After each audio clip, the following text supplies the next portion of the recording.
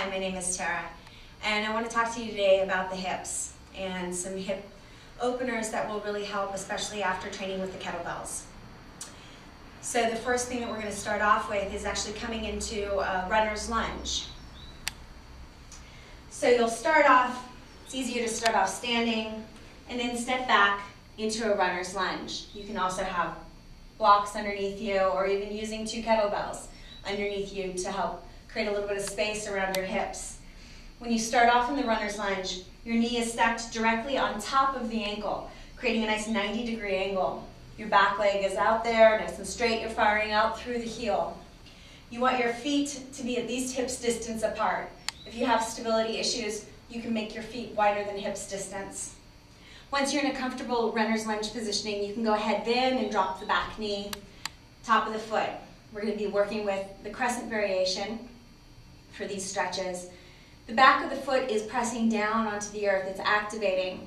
This helps to create some traction in the hip area, in the joint. The back foot is pressing down so deeply that you could actually move into the more advanced variations of this, where your knee is lifted. If you have the knee lifted, it's very important that you create a center line.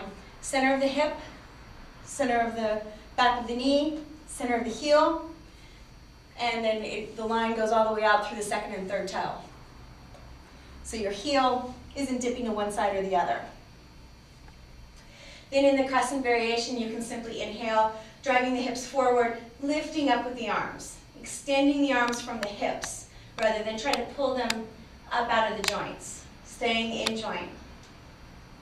To help intensify this variation, you can bring your hand onto the hip of the bent knee and arc over to the side.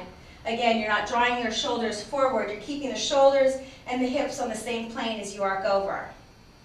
If you feel comfortable here, you can always move deeper into it by dropping that hand down onto the earth, moving deeper into the arcing position, and you'll start to notice an intensifying of the stretch through the hip flexors. Working with your inhale, you can come back up, and exhale, release the hands down. From here, you can move deeper into a stretch that also gets into the front leg. So this front foot turns out at a 45-degree angle. The first variation is going to keep the 4 corners of the foot down on the ground. The opposite hand can come to the earth for support. You can also, once again, bring it underneath a block or use a kettlebell. The hand comes onto the thigh, not the knee itself. You work with the rotation of the thigh, so it's as if you're moving the inner thigh up and around to shift it off to the side. And staying with the 4 corners of the foot grounded, especially that inner heel. The inner heel staying connected onto the earth is going to give you a greater sensation through the calf and through the inner thigh. You want to work with this for a few cycles of breath, and again, you can stay with a neutral knee to the earth, the back knee to the earth, or if you want to make this a more active stretch, you can press through the top of the foot, continuing to drive the hips forward and lifting your back knee up off the ground. This is more of an advanced technique, however. To change and sort of shift the angle of the stretch through the front leg, you can step the heel a little bit wider than your hips, keeping the toes at a 45-degree angle, drop the knee off to the side, and then roll up onto the blade of the foot. So this changes a little bit of where you're feeling the stretch through the inner thigh, through the groin, through the hip flexor. Shoulders are always staying connected. The spine is staying nice and long, so you're not rounding into this and collapsing the lungs. You're able to breathe fully through this. Really let your breath become the guide. If it becomes short, difficult, or challenged, this means that the stretch might be a little bit too much for your body at this point. So staying with that fluid breath, if you want to move deeper into it, again, you can activate the back leg. You can also drop down onto your elbows and stay with the stretch here.